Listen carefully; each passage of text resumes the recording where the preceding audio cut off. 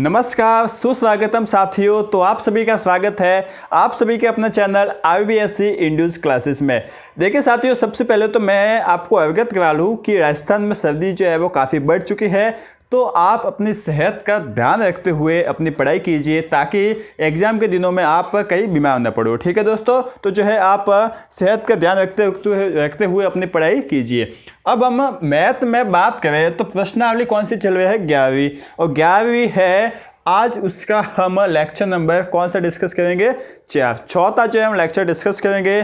पिछले वाला लेक्चर थोड़ा सा जो है हमने लेंथी हुआ था, वैसे सवाल जो है 2 ही डिस्कस किए थे। सवाल 2 ही थे, लेकिन ऐसे देखने जाए तो आपने 8 सवाल किए थे। ठीक है दोस्तों, तो उसको जो है हमने डिस्कस किया था, उसमें कैलकुलेशन नहीं ज़्यादा थी। और जो है अब हम आज जो है इस वीडियो में लेक्चर नंबर 4 में प्रश्न है वो 3 से जो है लगभग पूरी प्रश्न वाला इस वीडियो में कंप्लीट कर लेंगे। ठीक है दोस्तों, ये जो है आपकी जो वीडियो है वो काफ़ी आपके लिए इंटरेस्टिंग होने वाला है। आपको काफ़ी समझ में भी आएगा और जो है आपको मज़ा भी आएगा। ठीक है दोस्तों, तो दोस्तों आप जो है वीडियो को पूरा देखिए, साथ ही साथ अच्छे से समझिए। कोई डाउट आता है तो वो पूछिए, कमेंट में कीजिए, वीडियो कैसा लगता है उन सब का जो है हमें जानकारी देते रहिए, जो है जिससे हमें भी जो है वो पता चलता रहेगा कि हमारा जो है फीडबैक क्या है। ठीक है दोस्तों, तो चलिए दोस्तों अब हम स्टार्ट करते हैं।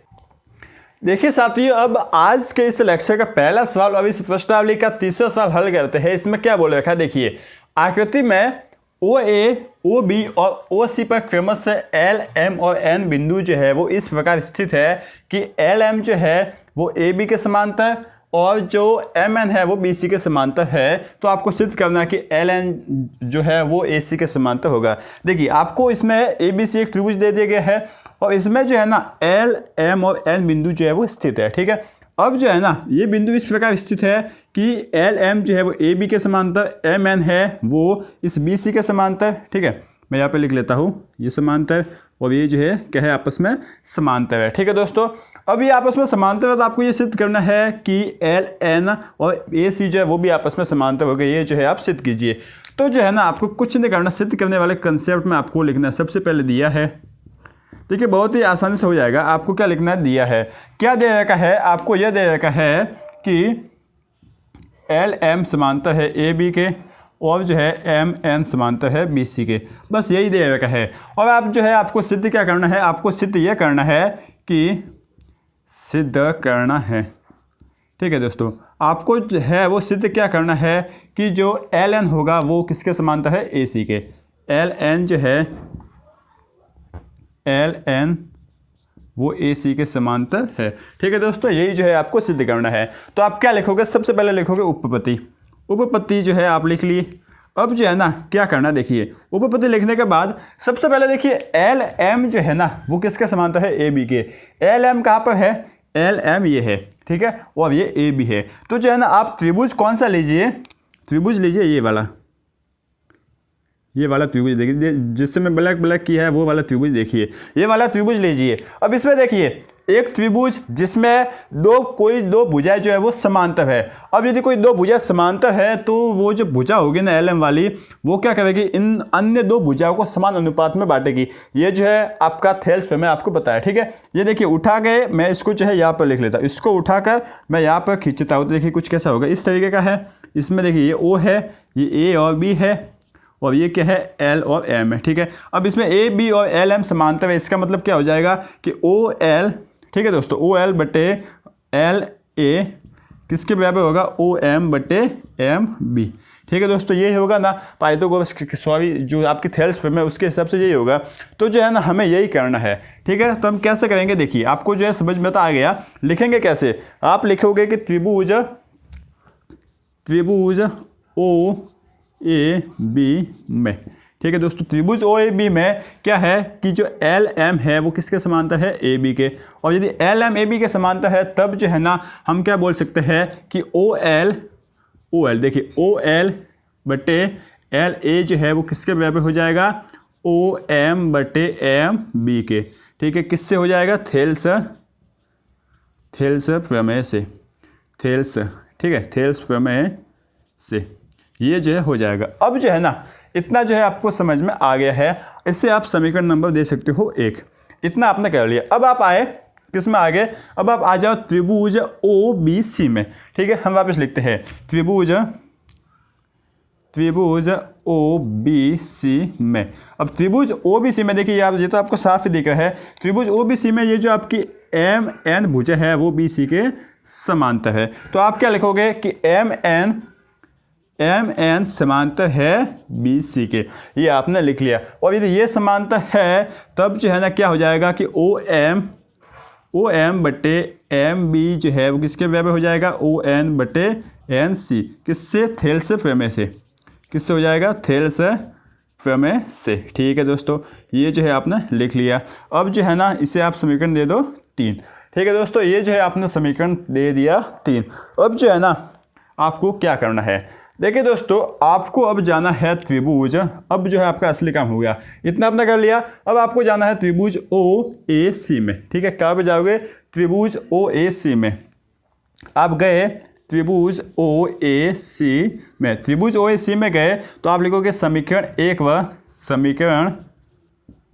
1 व 2 से। समीकरण 1 व 2 से क्या है, देखिए समीकरण 1 क्या है आपका, देखिए समीकरण 1 को अच्छे से देखिए, ओ एल बटे एल ए बराबर ओ एम बटे एम बी। ये देखिए ओ एम बटे एम बी बराबर है ओ एन बटे एन सी। तो देखिए दोस्तों ये भाग और ये भाग दोनों आपस में बराबर है। ठीक है, इसका मतलब हम जो है ना इसकी जगह ये लिख सकते हैं, भाई दोनों एक जैसे है ना, इसकी जगह क्या लिख सकते हैं, ये लिख सकते हैं ना। ठीक है, बात समझ में आ गई होगी। तो हम जो है ना क्या लिखेंगे, समीकरण 1 व 2 से आपने यहाँ पर लिखा ओ एल बटे एल ए, ये जो है आपने लिखा। अब आपको लिखना था क्या, ओ एम बटे एम बी। ठीक है, लेकिन ओ एम बटे एम बी की जगह जो है हम ये लिख ले क्या, ओ एन बटे एन सी, ये लिख सकते हैं। ठीक है दोस्तों, ये जो है हमने लिख लिया ओ एन बटे एन सी, ये जो है आपने लिख लिया। बात समझ में आई होगी क्योंकि ये दोनों आपस में एक जैसे हैं ना। अब इसकी जगह जो है आपने यही लिखा है, बस इतने की है। ठीक है दोस्तों, अब इस त्रिभुज ओ ए सी में देखिए, त्रिभुज ओ ए सी में जब आपने देखा तो क्या हुआ कि देखिए ओ एल बटे एल ए। ठीक है, और ये किसके बराबर आ गया, ओ एन बटे एन सी। किसके बराबर आ गया, ओ एन बटे एन सी। तो देखिए दोस्तों आपने पाइथागोरस का जो थेल्स प्रमेय उसका विलोम देखा होगा। देखिए ये ओ है, ये आपका ए है और ये सी है, और ये क्या है आपका एल और एन है। ठीक है, अब देखिए इसमें आपको ओ एल बटे एल ए बराबर आ गया है ओ एन बटे एन सी। ठीक है दोस्तों, अब ये यदि आ गया है इसका मतलब ये जो है आपकी थेल्स प्रमेय उसका विलोम है। अब यदि किसी त्रिभुज में ये कंडीशन बन रही है, इसका मतलब क्या हो जाएगा कि ए सी समांतर हो जाएगा एल एन के। यही तो है ना अपन के थेल्स के प्रमेय, जो थेल्स की प्रमेय उसके विलोम से। तो जो है ना हम अब क्या लिख लेंगे, हम अब ये जो है क्या लिखेंगे, इतना करने के बाद हम लिखेंगे कि आपकी एल एन जो है वो समांतर हो जाएगी ए सी से। कैसे लिखेंगे, किस तरीके से लिखेंगे, थेल्स प्रमेय के विलोम से। किससे, विलोम से। इसका विलोम हमने किया ना तो उससे हमने लिख लिया। तो इस थेल्स प्रमेय के विलोम से जो है ना हम यह कर लेंगे। देखिए दोस्तों मैंने आपको बोला है ना बहुत ही सिंपल होगा ये प्रश्न वाला। देखिए बहुत ही सिंपल है, कुछ नहीं किया, पहले इस त्रिभुज में आए, फिर इस त्रिभुज में आए, इस त्रिभुज से जो कंडीशन बनाई उसको 1 नाम दे दिया, इस त्रिभुज से जो कंडीशन बनाई उसको 2 नाम दे दिया, और 1 और 2 से हमने ये कंडीशन बना ली। और ये कंडीशन क्या है, थेल्स प्रमेय की विलोम। तो थेल्स प्रमेय की विलोम से हमारे पास आ गया एल एन समांतर आ गया ए सी का। तो इससे जो है हमारा सवाल जो है वो हो गया, हमें जो सिद्ध करना था वो आ गया। तो अब जो है ना आप यहाँ पे लिख सकते हो इति सिद्धम। ठीक है दोस्तों, तो यह है आपका तीसरा सवाल। अब हम हल करते हैं चौथा सवाल। अब देखिए साथियों, चौथा सवाल आपको क्या बोल रहा है, एक त्रिभुज है ए बी सी, इसमें ए बी व ए सी भुजाओं पर क्रमशः डी और ई बिंदु इस प्रकार स्थित है कि जो बी डी है वो किसके बराबर है, सी ई के। ठीक है, अब यदि कोण बी और कोण सी बराबर हो तो दर्शाइए कि डी ई और बी सी जो है वो आपस में समांतर है। अब इसको हम कैसे करेंगे उसको देखिए। सबसे पहले तो मैंने आपको बताया था, पिछले वीडियो में भी बताया था कि जब भी आपको इस तरीके के सवाल जैसे कि 10वीं प्रश्नमाला होगी, 11वीं होगी, 12वीं होगी, इन सभी के सवालों को हल करने के लिए सबसे पहला काम हमें जो जानकारी दी गई है उस जानकारी से हमें क्या बनाना है, चित्र, डायग्राम बनाना है। तो हम सबसे पहले बना लेते हैं डायग्राम। तो डायग्राम बनाया तो हमारे पास कुछ इस तरीके से आ गया। ये हमें मिल गया है ए बी और सी, और ए बी सी पर 2 बिंदु इस प्रकार स्थित है डी और ई। ठीक है दोस्तों, ये दो बिंदु जो है वो इस प्रकार स्थित है। अब यहाँ पर जो है आपको बोला है, अब जो आपको जो दिया है वो लिख लेते हैं, बस इतना हमें जानकारी दे रखी है। हम जो है ना अब क्या लिखेंगे, दिया है, दिया है, क्या दे रखा है, देखिए हमें यह दे रखा है कि जो बी डी है ना वो सी ई के बराबर है। बी डी कौन सा है, ये बी डी जो है वो सी ई के बराबर है, ठीक है। साथ ही जो है ना कोण बी जो है वो कोण सी के बराबर भी है, ठीक है दोस्तों। यह जो है आपको बात समझ में आ गई। अब है ना हम जो है हम क्या करेंगे, हमें जो है क्या लिखना है, अब सिद्ध करना है। क्या करना है, सिद्ध करना है। जो सिद्ध करना है वो भी लिखना पड़ेगा, तो सिद्ध करना है। हमें क्या सिद्ध करना है, देखिए हमें यह सिद्ध करना है कि डी ई जो होगा वो बी सी के समांतर है, ठीक है दोस्तों। ये जो है हमें सिद्ध करना है। तो हम क्या करेंगे, सबसे पहले हम लिख लेंगे उपपत्ति, उपपत्ति लिख लेंगे और इसे जो है हम हल करेंगे। देखिए सबसे पहले देखिए आपको जो है ना क्या दे रखा है कि कोण बी जो है ना, कोण बी जो है ना कोण सी के बराबर है।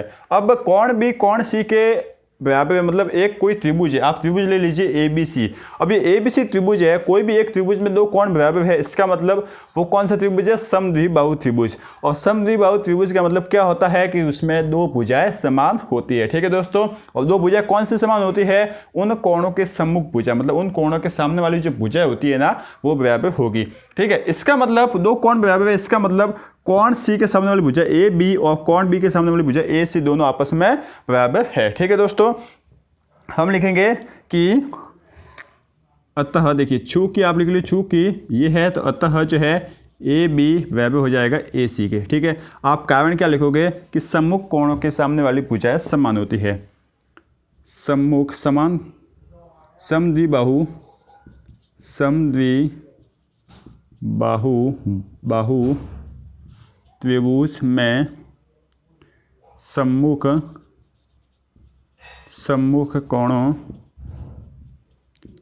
के सामने वाली भुजा के सामने वाली भुजा, ठीक है दोस्तों। कि जो समबाहु त्रिभुज है ना उसमें जो कोण है उसके सामने वाले सम्मुख कोणों के या फिर कोणों के सम्मुख या फिर कोणों के सामने वाली भुजा, आप ये लिख सकते हो, ठीक है। अब ये कोणों के सामने वाली भुजा है तो ये हो जाएगी बराबर। ये जो है आपको समझ में आ गया है। अब जो है ना आगे बढ़ते हैं हम।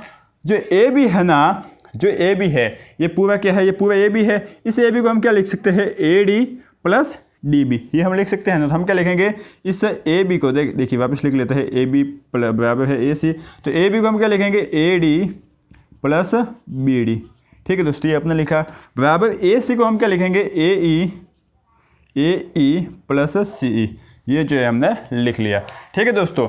अब जो है ना आप क्या करो कि यहाँ पर जो है ना ए डी है ना, ठीक है, अब ये ए डी है। अब जो है ना आपको पता, थोड़ा सा यदि आप दिमाग लगाइएगा, हमें इन दोनों को समांतर लाना है। अब ये दोनों समांतर कब होगी, जब इनकी भुजाओं का जो अनुपात होगा वो समान होगा। ये जो थोड़ा सा आप दिमाग लगाइए कि जब कहीं ना कहीं हमें ए डी बटा क्या मिलेगा, बी डी क्या मिलेगा, कहीं ना कहीं हमें ए डी बटा डी बी कहीं ना कहीं हमें मिलेगा, इतना मिलेगा। अब यहाँ पर ए डी है और यहाँ पर क्या है, बी डी है, मतलब इन दोनों को बटा में लाना। इसका मतलब हम क्या करेंगे कि यहाँ पर बी डी का जो है हम भाग दे देंगे, ठीक है दोस्तों। क्या करेंगे, बी डी का भाग दे देंगे। तो हम लिखेंगे बी डी का, बी डी लिख लो या डी बी लिख लो, कुछ भी, बी डी का भाग देने पर, ठीक है, हम भाग दे देंगे। भाग देने पर जो है क्या आ जाएगा, देखिए यहाँ पर ए डी में दे दिया बी डी का भाग, ये आपने दे दिया, बी डी में बी डी का भाग दे दिया, ये आपने दे दिया भाग बराबर। इस ए सी जो है ए ई है, इस ए ई में भी किसका भाग दे दिया, बी डी का। सब जगह बी, देखिए दोस्तों सब जगह बी डी का भाग ही जाएगा ना। भाई बराबर का मतलब यही होता है कि यहाँ पर 1 का भाग दिया तो यहाँ पर भी 1 का भाग होगा, यहाँ पर 100 का भाग दिया तो यहाँ पर भी 100 का भाग होगा। तो सब जगह जो है हमने बी डी का भाग दे दिया, इतना हो गया। अब देखिए बी डी से बी डी करके कितना आ गया, 1, ठीक है दोस्तों आ गया। अब यहाँ पर क्या है, बी डी और यहाँ पर क्या है सी ई, और बी डी और सी ई जो है आपस में बराबर है, तो यहाँ पर जो है हम लिख सकते हैं बी डी लिख सकते हैं ना, ठीक है। देखिए क्या लिखेंगे अब हम, ए डी बटे बी डी प्लस 1 बराबर ए ई। देखिए अब जो ये बी डी है ना, बी डी की जगह हम क्या लिख सकते हैं, सी ई लिख सकते हैं, सी ई या ई सी, सी ई लिख लो, चले सी ई जो है हम लिख सकते हैं प्लस। अब जो है ना सी ई की जगह हम वापस क्या लिख सकते हैं, बी डी बटे बी डी, ठीक है। बी डी से बी डी कट गया था, 1 आ गया, तो यहाँ से क्या आ जाएगा, ए डी बटे बी डी, बी डी को हम डी बी लिख सकते हैं, A B plus D B, A B बटे डी बी प्लस 1 बराबर ए ई बटे ई सी प्लस 1। ठीक है, 1 से 1 जो है आपने काट लिया, तो यहाँ से आपको मिला है ए डी बटे डी बी बराबर आ गया ए ई बटे ई सी। यह जो है आपको मिल गया। अब यह आपको मिल गया ना, यह आपको मिल गया, इसका मतलब क्या हो गया कि कोई एक त्रिभुज है, इस त्रिभुज में जो ये बिंदु है ना, जो ये भुजा है ना, वो इन जो त्रिभुज की जो अन्य दो भुजा है उसको समान अनुपात में विभाजित कर रही है। ठीक है, अब ये समान अनुपात में विभाजित कर रही है, इसका मतलब अतः क्या हो जाएगा आपका बी सी या फिर आपका डी ई जो है वो समांतर हो जाएगा बी सी के। किससे होगा? थेल्स प्रमेय के विलोम से। थेल्स प्रमेय का विलोम यही बोलता है ना कि यदि ये ऐसा दिया हुआ है तो इसका उल्टा ये होता है। ठीक है, तो ये हम क्या लिखेंगे? थेल्स प्रमेय के विलोम से। ठीक है दोस्तों, ये हमने लिख लिया थेल्स प्रमेय के विलोम से। तो बस आपने कर लिया काम, ये जो है आपका काम हो गया। सिंपल सा प्रश्न है, आप जो है आराम से कर सकते हो। समबाहु त्रिभुज आपको समद्विबाहु त्रिभुज देगा, तो उसमें दो भुजाएं समान है, तो उन दो भुजा को हमने तोड़ के लिख लिया। तोड़ के लिखा तो हमें पता है कि कहीं ना कहीं हमें बटा बटी में लाना है, अनुपात में लाना है, क्योंकि जो थेल्स प्रमेय है वो अनुपात में चलती है, तो हमें अनुपात में ला लिया, बीडी का भाग दे दिया, बीडी का भाग दिया, तो हमें जो है इस तरीके से मिल गया। तो थेल्स प्रमेय के विलोम से हमने इस चौथे सवाल को हल कर लिया है। ठीक है दोस्तों, तो अब हम करते हैं सवाल नंबर 5वां।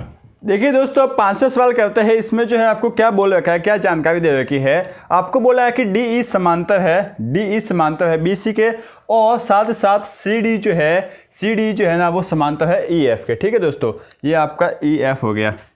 तो जो सी डी है वो ई एफ के आपके समांतर, ये दोनों जानकारी दे रखी है। और आपको सिद्ध करना है कि ए डी स्क्वायर बराबर होगा A B into A F के। कैसे सिद्ध करोगे? देखिए, आपको सबसे पहले काम वही करना है, क्या दे रखा है, दिया है, ये लिखोगे। क्या दे रखा है? आपको यह दे रखा है कि डी ई जो है वो समांतर है बी सी के, और सी डी जो है वो समांतर है ई एफ के। यह जो है आपको दे रखा है। तो आपको सिद्ध क्या करना है? देखिए, सिद्ध करना वो भी लिख लेते हैं, सिद्ध करना है। ठीक है, जो आपको सिद्ध करना वो भी तो लिखना पड़ेगा ना। तो आपने लिखा कि सिद्ध में क्या करना है? सिद्ध में यह करना है कि जो ए डी का स्क्वायर है ना, कि जो ए डी का स्क्वायर है वो किसके बराबर होगा? A B into A F के। बस सिंपल सी बात है। अब जो है आपको क्या करना है? सिंपल सी बात है, आप लिखोगे उपपत्ति। ठीक है, आप लिख लोगे उपपत्ति, यही से हम लिख लेते हैं यहाँ पर, या फिर लिख लेते हैं उपपत्ति। उपपत्ति में जो है ना आपको क्या करना है? देखिए, सबसे पहली बात आपको काम करना है ए डी का स्क्वायर लाना कहीं ना कहीं। कैसे करोगे, किस तरीके से करोगे? देखिए, आप पहले बड़े वाले त्रिभुज में आ जाइए। ठीक है, बड़े वाले त्रिभुज में आ जाइए। देखिए बड़े वाले त्रिभुज में आगे छेल। ठीक है, बस इतने हम सोचते, ज़्यादा सोचते नहीं है कि त्रिभुज, आप लिखोगे त्रिभुज ए बी सी में, बस इतने ही आप सोचिए, त्रिभुज ए बी सी में, इतना आपने सोचा। अब आप थोड़ा सा ये सोचिए कि आपको यहाँ पे ए डी बी लाना है और ए बी भी है, ए डी बी है और ए बी भी है। तो बस ये सोचना है, कि ए डी बी है और ए बी भी है, तो हम कौन सा नियम लगा सकते हैं? देखिए, ए डी बी है और ए बी भी है, तो कोई ना कोई जो है ऐसा होगा कि हम क्या कर ले कि ये वाला जो है आपने जो आपने थेल्स में पढ़ी थी, वहाँ पर जो है क्या था कि ए बी बटे ए डी, ये तो आप कह सकते हो ना, ए डी बटे ए बी। ठीक है, सॉरी, ए बी बटे ए डी बराबर क्या हो जाएगा? ए सी बटे ए ई। ये तो जो है आपको कह सकते हो, ये तो आपको पता भी है। अब कैसे सोचा आपने? आप कहोगे कि कैसे सोचा? हमने जो है इस तरीके से सोचा कि यहाँ पर ए डी बी है और ए बी भी है। अब ए बी तो है यहीं पे आएगा, क्योंकि छोटे वाले इस वाले त्रिभुज में तो आएगा नहीं, बड़े वाले त्रिभुज में ही ए बी आएगा। तो ए बी कहीं ना कहीं हमें लाना जरूरी है। ठीक है, ये हमने ला लिया ए बी। अब ए बी भी लाना है और ए डी भी लाना है, तो क्या कर सकते हैं? तीसरा वाला नियम लगा सकते हैं, ए बी बटे ए डी। ठीक है, ये जो है हमने लगाया है। इतना जो है आपने कर लिया। ठीक है, क्या लिखोगे? सॉरी, ये जो है इससे पहले आपको ये लिखना पड़ेगा कि जो आपको डी ई है ना वो समांतर है बी सी के। अब ये समांतर है तभी तो ये थेल्स प्रमेय से हुआ है ना, थेल्स प्रमेय। ठीक है दोस्तों, इतना जो है आपको लिखना पड़ेगा, ये मैंने नहीं लिखा। इसके बाद आपको आना पड़ेगा, इसे आप समीकरण 1 नाम ले दो। इसके बाद आपको आना पड़ेगा कौन से त्रिभुज में आना पड़ेगा। देखिए दोस्तों, आपको जो है त्रिभुज दिख रहा होगा, कौन सा त्रिभुज है? आपको त्रिभुज साफ साफ दिख रहा होगा, ए डी और सी। ठीक है, देखिए दोस्तों, ये कौन सा त्रिभुज है? ए डी सी, त्रिभुज ए डी सी में। अभी ए डी सी कौन सा त्रिभुज है? मैं जो है इसको हाईलाइट करके बताता हूँ। ये ए डी और ये सी, ये वाला जो है आपको त्रिभुज दिख गया है। अब इस त्रिभुज में इस डी सी के समांतर जो है ना ई एफ है, जो सी डी है इसके समांतर क्या है ई एफ है। इसका मतलब देखिए, इसका मतलब क्या है, पहले तो आप लिख लीजिए कि जो सी डी जो है ना उसके समांतर है ई एफ, ये जो है आपको दे रखा है। अब आप थेल्स फॉर्म में से क्या कर सकते हो कि इनको जो है अनुपात में लिख सकते हो। अब अनुपात में कैसे लिखना है देखिए, अब यहाँ पर जो है ना दो तरीके हैं, या तो आप क्या लिखो ए एफ बटे एफ सी एफ डी, या यही आप लिखोगे ना ए एफ बटे एफ डी और ए ई बटे ई सी, ये जो आपको फीलिंग आई होगी। बस जो दो भुजाएं बनी हुई है ना, देखिए एक ये भुजा बनी, एक ये और ये, तो इन दोनों की ये भुजाएं और इन दोनों की ये दो भुजाएं, तो ये जो है आप लिख सकते हो। लेकिन आप ये सोचिए कि आप ए एफ और एफ डी लिखोगे, ठीक है, तो कहीं यहाँ पे एफ डी भी नहीं है और यहाँ पे ए डी का स्क्वायर भी है, तो कहीं ना कहीं जो है हमें भी यहाँ पे ए डी लेना चाहिए, ठीक है। तो हम जो है ना यहाँ पर ए डी ले लेते हैं, ठीक है। अब ए डी ले लेते हैं तो कैसे लेंगे, देखिए दोस्तों, ए डी जब हम लेंगे ना तो यहाँ पर जो है आपको क्या करना है कि ए एफ आप लिखोगे ए एफ बटे, ठीक है, आपने क्या लिख लिया ए एफ बटे ए डी, क्या लिख लिया ए एफ बटे ए डी बराबर होगा, आपने क्या लिखा, पहले आपने ए एफ लिखा है तो यहाँ पर भी जो आप क्या लिखोगे ए ई, क्या लिखोगे ए ई बटे क्या लिखोगे ए सी, ये जो है आपने लिख लिया, ठीक है, ए सी जो है आपने लिख लिया, ठीक है। इतना जो है आपने काम कर लिया। अब देखिए दोस्तों, ये आपका समीकरण नाम दे दो 2। अब देखिए यहाँ पर आपको ए भी दिख रहा है कहीं ना कहीं, ए एफ भी दिख रहा है और ए डी भी जो है कहीं ना कहीं आपको दिख रहा है। अब इसको करने से क्या फ़ायदा होगा, किस तरीके से होगा वो आपको देखना है, ठीक है। पहले आप अब क्या कर लो, समीकरण 1 व समीकरण 2 का गुणा कर लो। समीकरण 1 × 2 करने पर, ठीक है, 1 × 2 किया तो देखिए समीकरण में कैसे गुणा होता है, बाय साइड का बाय साइड गुणा होगा, दाएं साइड का दाएं साइड गुणा होगा। तो बाय साइड क्या है, ए बी बटे ए डी है, ए बी बटे ए बी, ए डी बटे ए बी बटे ए डी इंटू ये क्या है ए एफ बटे ए डी, ठीक है, बराबर किसका आ जाएगा ए सी बटे ए ई, बराबर है ये, सॉरी ये गुणा में हो जाएगा ए ई बटे ए सी। अब देखिए काम जो है आपका हो गया, कैसा हो गया, ए सी से आपने ए सी काट लिया, ए ई से ए ई काट लिया, तो यहाँ से जो है ना कितना हो गया, 1 बच के आ गया। तो यहाँ पर कितना है देखिए A B into A F बराबर ये कितना आ जाएगा ए डी का स्क्वायर, ये क्या है आपका आ जाएगा ए डी का स्क्वायर, आ गया ना। अब भाई यहाँ पे कितना बच गया 1, इसको पक्षांतर कर लो इस साइड, तो A B into A F ये किसके बराबर हो जाएगा ए डी के बराबर, ठीक है दोस्तों। बात जो है आपको समझ में आ गई होगी। तो ये जो है आपका इति सिद्धम आ गया। अब देखिए दोस्तों कितनी आसानी से हमने किया, इसमें कुछ जो है झंझट मारी है ही नहीं, बस यहाँ पर जो है ना ये तो जो है आपको थोड़ा बहुत यहाँ पर सोचना है, और थोड़ा यहाँ पर क्या सोचना है कि इसका जो है ना हम उल्टा करके लिखेंगे। जैसे कि देखिए होता क्या है कि हम क्या लिखते हैं कि ए डी बटे एफ डी या ए डी बटे ए एफ लिखते हैं, ठीक है, क्या लिखते हैं ए डी बटे ए एफ। अब यदि हम ए डी बटे ए एफ लिखते, यदि हम ए डी बटे ए एफ लिखते तो यहाँ पर जो है ना ए डी से ए डी कट जाता, लेकिन हमें तो क्या लाना है, गुणा में लाना है ना, मतलब स्क्वायर करना है, दोनों का गुणा करना है, इसलिए हमने ए डी को यहाँ पे नीचे लगा। और यदि यहाँ पे ए डी को नीचे लगा तो यहाँ पे भी जो है आप ए सी को नीचे लिखोगे, इसलिए हमने यहाँ पे ए सी को नीचे लिखा, ठीक है दोस्तों। तो ये जो है आपकी ट्रिक्स होती है, इसको जो है आपको किया जाता है। अब देखिए दोस्तों मैं आपको इन ऐसी जो प्रश्नावली है ना, पहले तो नहीं बताया लेकिन अब बता देता हूँ। जैसे कि आपकी प्रश्नावली होगी 10वीं 11वीं 12वीं और 13वीं, ये थोड़ी अलग प्रश्नावली है ना, तो इसमें जो कंसेप्ट से सवाल चलते हैं ना उसको तो आप चलने दीजिए, लेकिन कहीं पर भी आपको लगता है कि इसमें थोड़ा सा अलग कंसेप्ट है, उसको जो है ना आप ब्लैक या जो लाल पेन होती है, ब्लैक या रेड पेन, उससे मार्क कर लो। इसका मतलब क्या है कि इसको मुझे स्पेशली पढ़ना है कि कहीं इसमें जो कंसेप्ट छिपा हुआ है उसको मैं कहीं भूल ना जाऊँ, ठीक है। तो इस तरीके से भी जो है आप इन प्रश्नावलियों को कर सकते हो। बाकी यदि आप एक के एक सवाल करते जाओ तो उससे कोई फायदा नहीं हो गया, कुछ एक अलग सवाल आ गया तो उससे जो है आपको नुकसान हो सकता है, इसलिए ऐसे सवालों को जो है आप मार्क कर लिया करो, ठीक है दोस्तों। तो यह है आपका 5वां सवाल। अब हम आगे हल करते हैं सवाल नंबर 6। अब देखिए दोस्तों हम आज का 6वां सवाल करते हैं। देखिए 6ठे सवाल में जो है आपको क्या बोल रखा है, टाइम ज़्यादा हो गया तो शायद ये आपका लास्ट सवाल हो सकता है।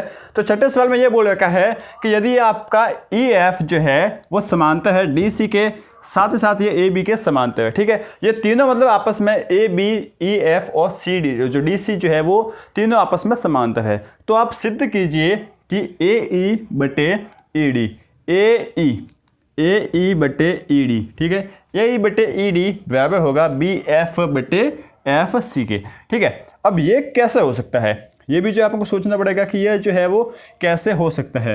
तो देखिए दोस्तों, एक तभी हो सकता है कि जब ए ई और ई डी जो है ना एक किसी त्रिभुज के भाग हो, किसी त्रिभुज की भुजा हो, लेकिन यहाँ पर तो कहीं आपको त्रिभुज दिख ही नहीं रहा है। और यदि आपका ये अनुपात भी आ गया ना, तो आप सोच लीजिए कि इसमें त्रिभुज तो कहीं ना कहीं आएगा ही। तो जो है आपको क्या करना है, देखिए आपको सबसे पहले ये तो लिखना ही है कि दिया है क्या दे रखा है, आपको यह दे रखा है कि ई एफ जो है वो समांतर है डी सी के, और ये समांतर है ए बी के। यह जो है आपको दे रखा है। और आपको जो है सिद्ध क्या करना है, ये भी लिखना पड़ेगा। तो जो है आपको सिद्ध करना है, आपको सिद्ध यह करना है कि जो ए ई है, ए ई बटा ए डी जो है बराबर होगा बी एफ बटे एफ सी के। ये आपको सिद्ध करना है। अब इसके लिए जो है आपको एक त्रिभुज की आवश्यकता होगी। तो आप त्रिभुज जो है वो कैसे बना सकते हो, इसके लिए जो है हम क्या करेंगे, रचना, ठीक है। क्या करेंगे, रचना में कुछ नहीं करेंगे, हम ए और सी को मिला लेंगे। किसको, ए और सी को। आप चाहो तो ए और सी को मिला, और चाहो तो आप बी और डी को मिला, आप किसी को भी मिला सकते हो। हम जो है ए और सी को मिला लेते हैं, ठीक है। तो हम लिखेंगे ए व सी को मिलाने पर, ए और सी को मिला लिया। तो ए और सी को जो है हम मिला लेते हैं। देखिए यहाँ से हमने मिलाया ए और सी को, ये जो है आपके आपस में मिल गए, ए और सी जो है वो आपस में मिल गए। आप चाहो तो ना जो आपने रचना की ना उसको डॉट डॉट में भी बता सकते हो कि हमने ये क्या की है, रचना की है, ठीक है। ये आपने डॉट डॉट में बता दिया। अब आपका त्रिभुज बन गया ए डी सी और साथ ही साथ ए बी और सी, ये दो जो है आपके त्रिभुज बन गए। अब जो है ना आप अपना काम आराम से कर सकते हो। कैसे करोगे, देखिए इसका जो है ना पॉइंट को, इसको ई एफ जी इसको नाम दे सकते हो, ठीक है। ई व सी को मिलाया, देखिए आप क्या लिखोगे, ई व सी को मिलाया जो ई एफ को जी पर प्रतिच्छेद करती है, जी पर प्रतिच्छेद करती है, ठीक है। यहाँ पर हम लिखते हैं प्रतिच्छेद करती है, ठीक है दोस्तों। इतना जो है आपने कर लिया। अब जो है ना एक एक करके एक एक त्रिभुज में घुसते जाइए, आपका काम होता जाएगा। त्रिभुज में आप कौन से घुसे, कौन से त्रिभुज, ए डी और सी में, या फिर ए सी डी में, आप कुछ भी लिख सकते हो, ए डी सी में। ए डी सी में जो है ना, अब देखिए दोस्तों डी सी और ई जी है ना, देखिए दोस्तों डी सी और ई एफ आपस में समांतर है। इसका मतलब डी सी और ई जी भी जो है आपस में समांतर होंगे। तो आप लिखोगे डी सी समांतर है ई जी के। ये जो है आपको दिया है, ठीक है दोस्तों, दिया है। तो इससे जो है आप क्या लिख सकते हो कि ए ई बटे ई डी बराबर होगा ए जी बटे जी सी। ये जो है वो क्या होंगे, बराबर होंगे किससे, थेल्स प्रमेय से, ठीक है। ये जो है आपने लिख लिया। अब आप आ जाइए त्रिभुज किसमें, इसका नाम भी दे दीजिए एक बार, समीकरण 1। इसमें अब जो है आप आओगे त्रिभुज ए बी सी में। त्रिभुज ए बी सी में आए तो इसमें भी जो है ना, देखिए ए बी भुजा और जी एफ भुजा जो है वो आपस में समांतर होगी। क्यों होगी, क्योंकि ए बी और ई एफ जो है वो आपस में समांतर थी। इसका मतलब ए बी और जी एफ भी जो है आपस में समांतर होगी, किससे, दिया है, ठीक है दोस्तों। ये जो है आपस में समांतर होगी। अब जो है ना आपका काम हो जाएगा। देखिए अब जो है आप यहाँ से क्या लिख सकते हो, ए जी बटे जी सी बराबर जो है क्या हो जाएगा, बी एफ बटे एफ सी, बी एफ बटे एफ सी, ठीक है। बस इतना काम हो गया। इसको आप नाम दे दो समीकरण 2। अब आप क्या काम कीजिए, समीकरण 1 व 2 से लिख लीजिए। समीकरण 1 व 2 से, समीकरण 1 व 2 से जो है आपका क्या हो जाएगा, देखिए समीकरण 1 की तरफ देखिए आप, ए ई बटे ई डी बराबर है ए जी बटे जी सी। और समीकरण 2 को देखिए, ए जी बटे जी सी बराबर है बी एफ बटे एफ सी। मतलब ए जी और जी सी जो है ना, ए जी बटे जी सी दोनों साइड जो है एक जैसे। तो आपने पहले लिखा कि ए ई बटे ई AE/ED, ये जो है बराबर होगा किसके, AG/GC। लेकिन AG/GC तो जो है वो किसके बराबर, BF/FC। मतलब AG/GC के जगह जो हम क्या लिख सकते हैं, BF/FC, ये जो है हम लिख सकते हैं। और यही जो है हमें सिद्ध करना है, AE/ED बराबर है BF/FC। ठीक है दोस्तों, आपने एक छोटी सी रचना की, उस रचना से जो है आपका पूरा काम हो गया। तो अब जो है आप यहाँ पे लिख सकते हो इति सिद्धम। देखिए दोस्तों, बड़े ही सिंपल सवाल है, आप जो है ना इसको भी जो है अच्छे से समझ सकते हो, बहुत ही सिंपल सा है, आराम से जो इसको कर सकते हो। बस इसमें आपको एक याद रखना है कि हमें रचना करनी है। देखिए दोस्तों, सवाल को जो है ना आप हम जैसे कभी कभी बोलते हैं कि याद रखना है, तो याद ये नहीं रखना कि कैसे सवाल को करना है, ये याद नहीं रखना है। याद ये रखना है कि यदि ऐसा सवाल आ जाए ना इसके जैसा, या फिर यही सवाल आ जाए ना, तो इसमें हमें रचना करनी है, ये याद रखना है। बाकी जो है आपका काम ऑटोमेटिक हो जाएगा, गणित जो है वो आपका काम करती ही जाएगी, बस आपको गणित को फॉलो ही करना है। ठीक है दोस्तों, आपका सवाल जो है वो आराम से हल हो जाएगा, आराम से सिद्ध हो जाएगा। ठीक है दोस्तों, तो उम्मीद है कि आपको आज का ये लेक्चर अच्छे से समझ में आ गया होगा। मैंने जो वादा किया था वो उस हिसाब से जो है आपको बहुत ही अच्छे से समझ में आ चुका होगा। यदि कोई डाउट है तो आप कमेंट बॉक्स में लिख कर जरूर पूछ सकते हो। और यदि कोई आपको हमें जो यदि आपको कोई हमें फीडबैक देना हो, तब भी जो है आप जो है हमारे कमेंट बॉक्स में लिखकर हमें जरूर बता सकते हैं कि हम अपने आप में क्या सुधार करें और किस तरीके से पढ़ाएं, क्या क्या पढ़ाएं, जिससे जो है आपको और भी सुविधा मिल सके। ठीक है दोस्तों, हमें जो है आपके कमेंट का इंतजार रहेगा। बाकी जो है आपको अपना काम करना है, क्या करना है, पढ़ते रहना है, आगे बढ़ते रहना है और अपने बोर्ड की तैयारी करना है, और साथ ही साथ बने रहना है RBSC इंड्यूस क्लासेस के साथ। ठीक है दोस्तों, थैंक यू।